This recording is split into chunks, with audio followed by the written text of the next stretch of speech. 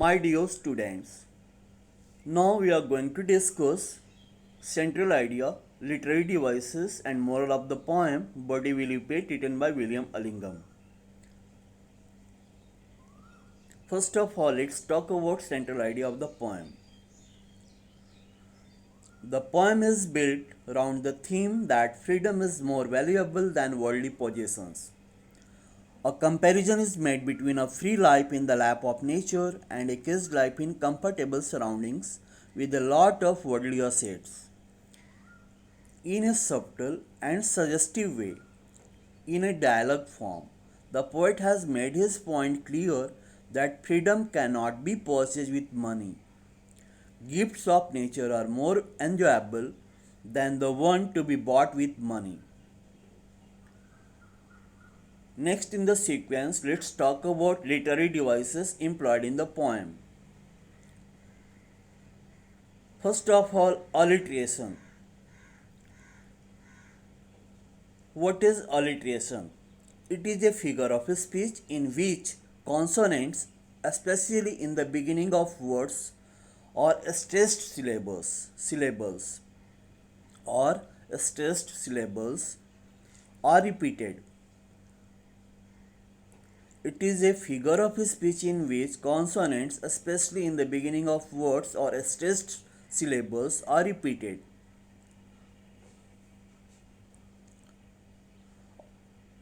Or we can also say repetition of consonant sounds after a regular interval is known as alliteration. Its use give a musical effect to the lines in the poem. For example,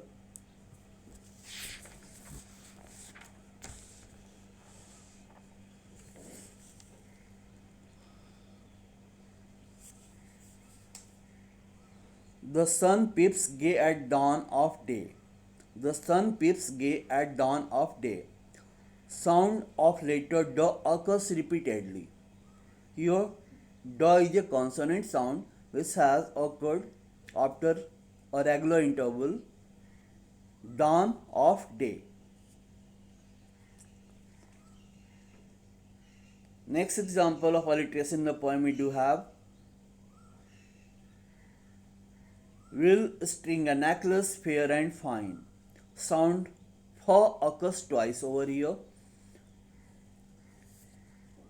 Again I sing and wing away.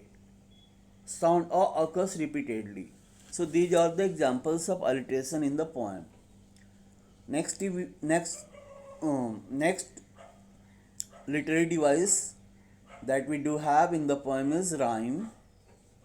When the last word of lines in a poem have a similar sound, when the last words of lines in a poem have a similar sound, it is called rhyme or rhyming words. In the first stanza of the poem, pate and yet, bed and head. In the second stanza, wall and fall, day and away. In the third stanza, pate and yet, fine and mine are all rhyming words. Next we have rhythm. When stressed words or long and short sounds occur at regular intervals. When stressed words or long and short sounds occur at regular intervals, it is called rhythm. And I sing and wing away. And I sing and wing away.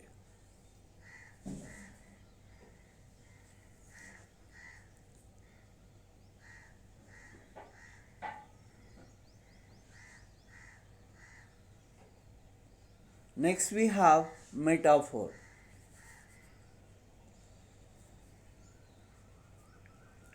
What is metaphor?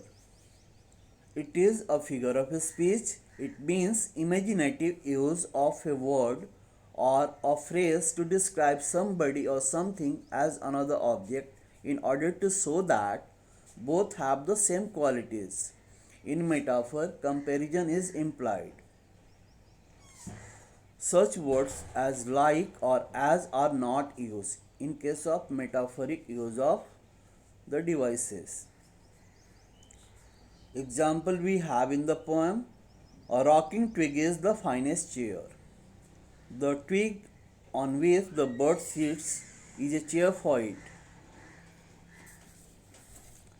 Next we have repetition. Repetition is also a literary device or a figure of speech. In repetition, a word is repeated to create music in a poem or musical effect in a poem. Birdie, birdie, will you pet? Goodbye, goodbye to my lady fair. The words birdie, birdie have been repeated. Goodbye, goodbye again have been repeated.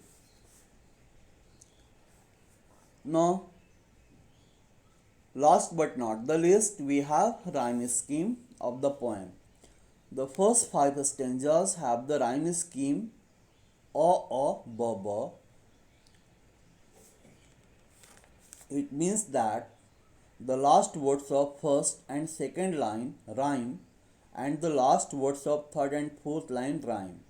The fifth stanza has an additional line. Its rhyme scheme is a, ba.